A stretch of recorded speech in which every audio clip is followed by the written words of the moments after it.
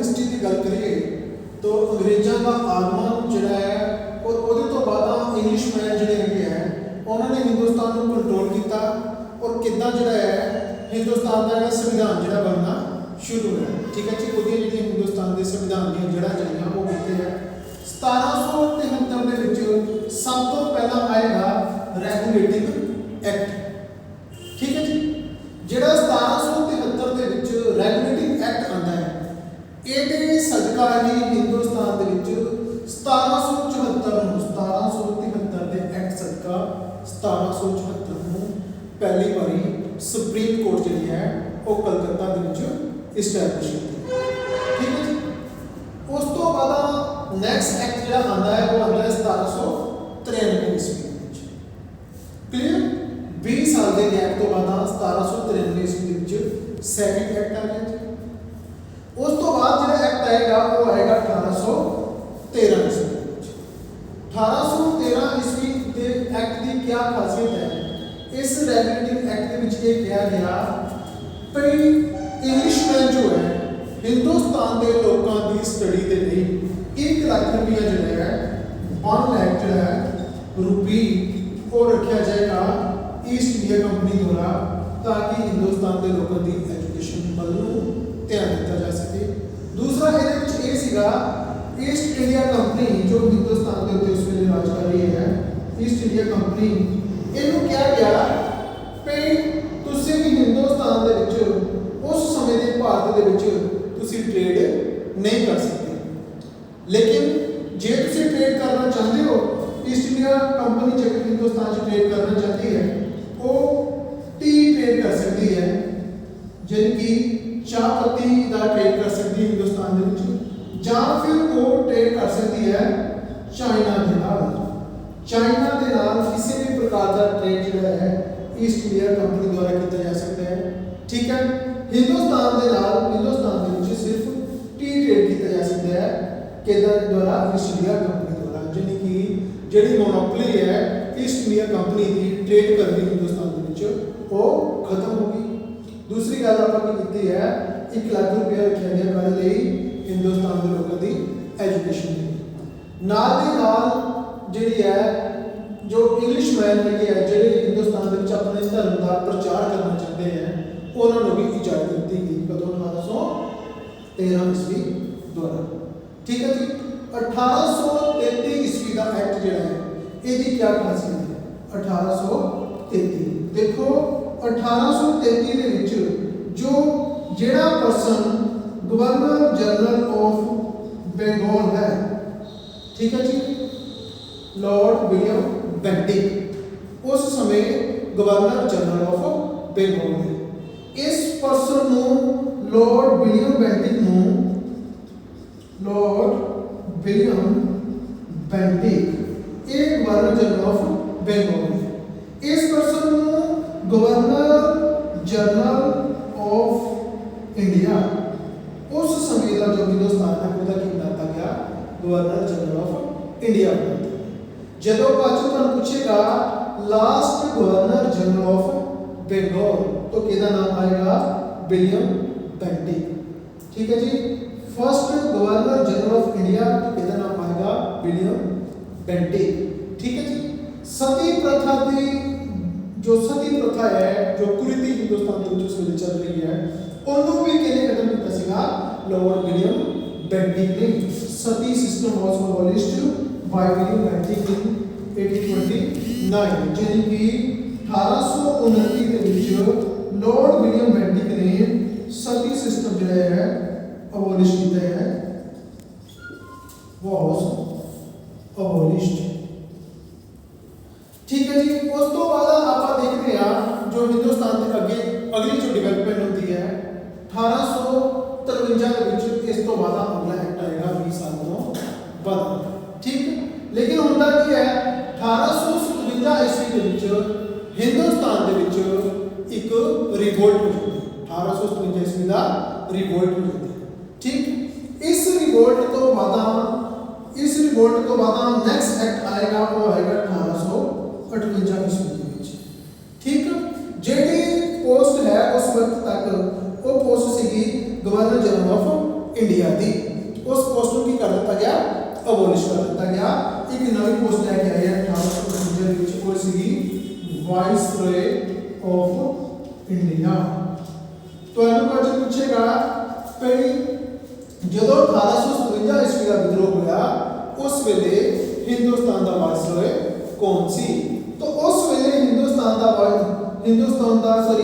Governor general of India है उस वेले वो है लॉर्ड विलियम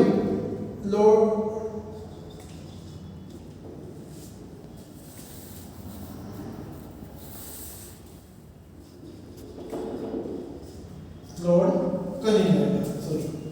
1857 ईस्वी के विद्रोह समय हिंदुस्तान का जो गवर्नर जनरल है वो कौन है? Lord Cunningham. ठीक है जी।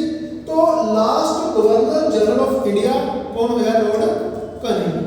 फर्स्ट वाइसरॉय ऑफ इंडिया कौन होया? Lord Cunningham. ठीक है जी। यानी कि 1858 ਦੇ ਵਿੱਚ ईस्ट इंडिया कंपनी ਨੂੰ खत्म कर दिया गया, अबोलिश कर दिया गया। ठीक। तो हिंदुस्तान जो है ਇਹਦਾ राज जो है हिंदुस्तान की जी जो भी कार्य प्रणाली है वो किहदे अंडर चलेगी? ब्रिटिश क्राउन के अंडर। ठीक है। एक्चुअली उस वेले दो पोस्टां निकलती हैं, एक निकलती है वाइसरॉय ऑफ इंडिया, दूसरी निकलती है सेक्रेटरी। ठीक है। जो वाइसरॉय है उसकी अपॉइंटमेंट किसके द्वारा की जाएगी? महारानी ऑफ इंग्लैंड द्वारा। जो सेक्रेटरी है वो जो सेक्रेटरी होगा वो इंग्लैंड के विच रह के काम करेगा, वो ब्रिटिश पार्लीमेंट का ही मैंबर होगा, नॉट ओनली मैंबर, उतों का वो मिनिस्टर होगा। ठीक है जी। ये डेवलपमेंट होती है कदों 1857 तो बाद 1858 के विच। फिर हिंदुस्तान को कंट्रोल करने के लिए 1878 के विच आर्मड एक्ट लेके आया जाता है। ये 1878 के विच ही प्रेस एक्ट जो है आंदा है। ठीक है। हिंदुस्तान वाले को बोलने की आज़ादी जी है नहीं दी जाती है, उन्होंने कंट्रोल किया जाता है 1878 के एक्ट द्वारा। 1885 आंदे हिंदुस्तान के कितना भी डेवलपमेंट होती है जिहदे इंडियन नेशनल कांग्रेस भारतीय राष्ट्रीय कांग्रेस की स्थापना की। ठीक है जी। बार क्वेश्चन पूछेगा east India Indian National Congress के पूछेगा जी किहदे अंडर ये डेवलपमेंट हुई। ठीक है। तो उस वेले कौन सीगा हिंदुस्तान का वाइसरॉय कौन है? Viceroy of India during 1885। तो उस वेले लॉर्ड डफरिन जो है हिंदुस्तान का वाइसरॉय है, जिहदे समय दौरान इंडियन नेशनल कांग्रेस की स्थापना हुई। फिर पूछेगा ईस्ट जी इंडियन नेशनल कांग्रेस है ओदी प्रधानगी किहने की? ठीक है जी। सब तो फर्स्ट प्रधानगी किहने की? तो WC बैनर्जी। ठीक है जी। इतने काफ़ी क्वेश्चन बनते हैं इंडियन नेशनल कांग्रेस के। ठीक। फिर पूछेगा फर्स्ट मुस्लिम प्रेसिडेंट कौन सी? इंडियन नेशनल कांग्रेस का पहला मुस्लिम प्रेसिडेंट जो है बदरुद्दीन तयाबजी।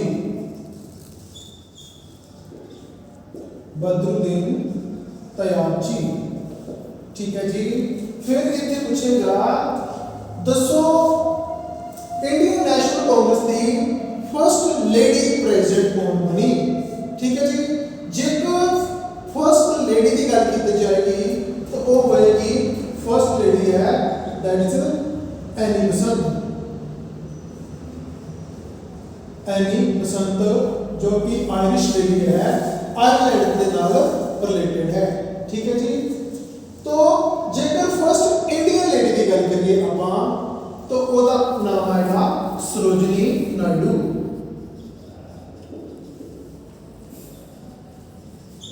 सरोजनी नायडू जी है वो फर्स्ट इंडियन लेडी है कादी इंडियन नेशनल कांग्रेस की प्रधान। ठीक है जी। उस तो बाद तुहानू पूछेगा महात्मा गांधी जी कदों प्रधान बने इंडियन नेशनल कांग्रेस के? तो महात्मा गांधी जी 1924 ਨੂੰ ਪਹਿਲਗਾਮ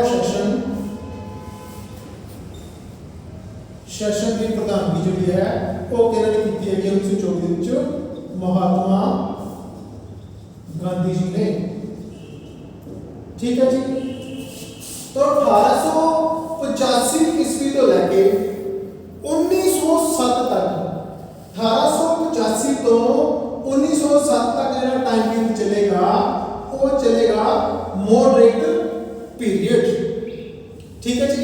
उस वेले हिंदुस्तान दे विच इंडियन नेशनल कांग्रेस की जी अप्रोच है वो यही है कि अंग्रेजों को मंग लिया जाए, उन्होंने अपनी प्रॉब्लम्स दसिया जान तो उन्होंने को सलूशन कढ़वा लिया जाए। ठीक है। तो लेकिन 1905 के विच की हुंदा है 1905 के विच एक नवी डेवलपमेंट हुंदी है 1905 के विच लॉर्ड कर्जन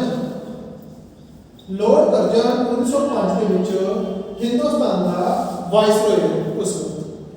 तो लॉर्ड कर्जन ने बंगाल ਨੂੰ दो भागों ਦੇ ਵਿੱਚ ਵੰਡ ਦਿੱਤਾ। ठीक है जी।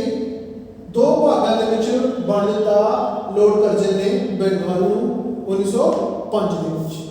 ਉਸੇ ਸਮੇਂ ਦੇ ਦੌਰਾਨ 1905 ਦੇ ਵਿੱਚ ਜਦੋਂ ਬੰਗਾਲ ਨੂੰ ਦੋ ਭਾਗਾਂ ਦੇ ਵਿੱਚ ਵੰਡਿਆ ਤਾਂ ਹਿੰਦੁਸਤਾਨ ਦੇ ਵਿੱਚ ਸਵਦੇਸ਼ੀ ਮੂਵਮੈਂਟ ਜਿਹੜਾ ਹੈ ਉਹ ਚੱਲਿਆ। ठीक है जी। बंगाल की वंड के दौरान हिंदुस्तान के विच मूवमेंट चलिया स्वदेशी मूवमेंट चलिया। ठीक है। हुण बार-बार क्वेश्चन पूछेगा कि दसो तुहानू चार मूवमेंट लिख के दे देगा ਉਹਦੇ ਚ बोलेगा स्वदेशी मूवमेंट होएगा, नॉन कोऑपरेशन मूवमेंट होएगा, दांडी मार्च होएगा तो क्विट इंडिया मूवमेंट होएगा। दसो ਇਹਨਾਂ ਦੇ ਵਿੱਚੋਂ महात्मा गांधी जी ਕਿਹੜੇ ਅੰਦੋਲਨ ਦੇ ਨਾਲ नहीं जुड़े। स्वदेशी का नाम लेते हैं आप सोचते हैं कि महात्मा गांधी जी जुड़े होंगे। ठीक है ना। लेकिन महात्मा गांधी जी के अंदोलन है वो 1920 के विच हुंदा है 1930 के विच हुंदा है 1942 के विच हुंदा है। रीजन की है महात्मा गांधी जी 1915 में हिंदुस्तान में आ गए। तो स्वदेशी एज ए मूवमेंट जो है 1905 तो बाद ही चल रहा है। ठीक है जी। तो इस मूवमेंट के नाम महात्मा गांधी जी नहीं जुड़े होंगे। उस तो बाद आप गल करिए तो इस स्वदेशी मूवमेंट के दौरान ही रविंद्रनाथ टैगोर जी ने लिखा अमर सोनार बैंगलोर।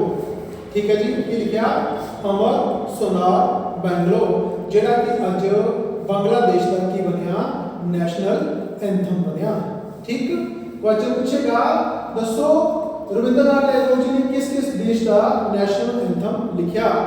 तो अपना साडा हिंदुस्तान का नेशनल एंथम। ठीक है जी। बांग्लादेश का नेशनल एंथम किन्होंने लिखा श्री रविंद्रनाथ टैगोर जी। इस तो इलावा श्रीलंका का जो नेशनल एंथम है वो भी रविंद्रनाथ टैगोर तो ही उन्होंने लिखता तो ही प्रभावित है। ठीक है जी। 19 नेक्स्ट गल आती 1905 तो बाद 1906 के विच मुस्लिम लीग की स्थापना होती है। मुस्लिम लीग की स्थापना होती है आगा खान पैलेस ढाका। ठीक है जी। उत्थे की स्थापना होती है मुस्लिम लीग की स्थापना होती है। उस तो बाद 1907 का जो सेशन होता है सूत सेशन 1907 का Surat session of INC Indian National Congress का 1907 का जो सूत सेशन होता है ਇਹਦੇ ਵਿੱਚ इंडियन नेशनल कांग्रेस जी है वो दो तरह के विच वंडी जाती है जी। ठीक है। एक तेरा बन गया मॉडरेट, दूसरा बन गया एक्सट्रीमिस्ट। दूसरा तेरा बन गया एक्सट्रीमिस्ट। नरम दल तो दूसरा की बन गया गर्म दल। ठीक है जी। तो 1900 आपा की पढ़िया 1905 को लेके 1907 तक केड़ा किया नरम दल। ठीक है ना। Moderate phase. लेकिन उस तो बाद मॉडरेट बखरे हो गए तो एक्सट्रीमिस्ट चले हैं वो बखरे हो गए। इन्हां दोनों ने फिर अगे जाके इकट्ठे होना है ਉਹ ਇਕੱਠੇ ਹੋਣਗੇ 1916 ਦੇ ਵਿੱਚ। ਮੋਡਰੇਟ ਐਕਸਟ੍ਰੀਮਿਸਟ ਪਲੱਸ ਇਹਨਾਂ ਦੇ ਨਾਲ ਹੀ ਹੋਣਾ ਚਾਹੀਦੀ ਮੁਸਲਿਮ ਲੀਗ ਵੀ ਆ ਜਾਏਗੀ। ਕਦੋਂ? 1916 ਦੇ ਵਿੱਚ। ਠੀਕ ਹੈ ਜੀ। ਇੱਥੋਂ ਕੁਐਸਚਨ ਬਣਨਗੇ ਤੁਹਾਡੇ। ਨੈਕਸਟ ਤੁਹਾਨੂੰ ਪੁੱਛੇਗਾ ਦੱਸੋ ਜਿਹੜੀ 1911 ਦੀ ਕੀ ਇੰਪੋਰਟੈਂਸ ਹੈ।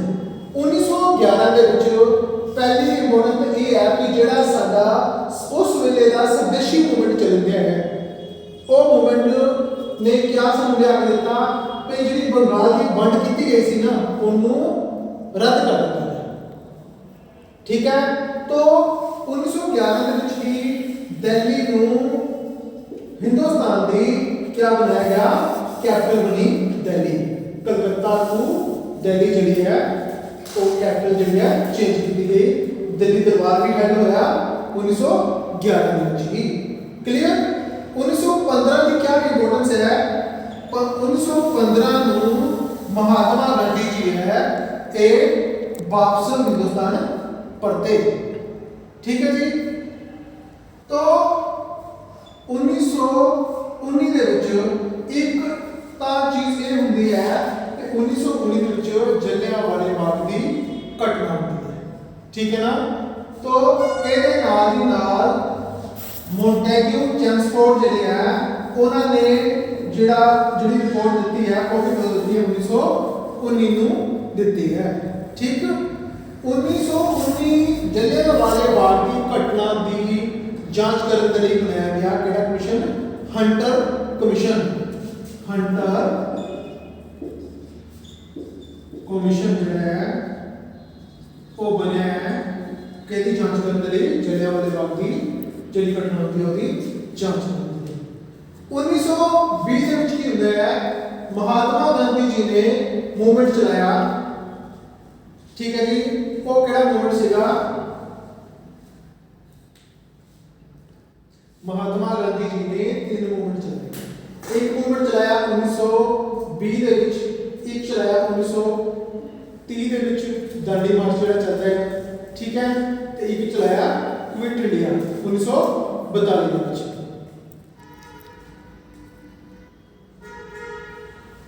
1920 ਦੇ ਵਿੱਚ ਮਹਾਤਮਾ ਗਾਂਧੀ ਜੀ ਦੁਆਰਾ ਜਿਹੜਾ ਚਲਾਇਆ ਗਿਆ ਮੂਵਮੈਂਟ ਹੈ ਉਹ 1922 ਦੇ ਵਿੱਚ ਰੱਦ ਕਰਨਾ ਪਿਆ ਗਿਆ। ਕਿਉਂ ਰੱਦ ਕਰਨਾ ਪਿਆ ਗਿਆ? ਚੋਰਾ ਚੋਰੀ ਦੇ ਸਥਾਨ ਦੇ ਉੱਤੇ ਯੂਪੀ ਦੇ ਵਿੱਚ ਇੱਕ ਭੀੜ ਨੇ ਥਾਣੇ ਨੂੰ ਅੱਗ ਲਗਾ ਦਿੱਤੀ।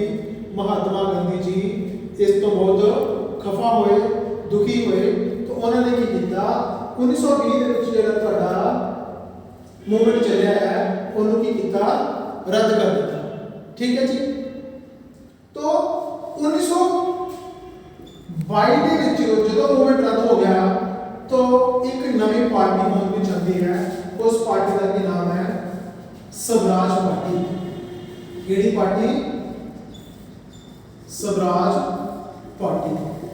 स्वराज पार्टी 1923 ਦੇ ਵਿੱਚ बनती है।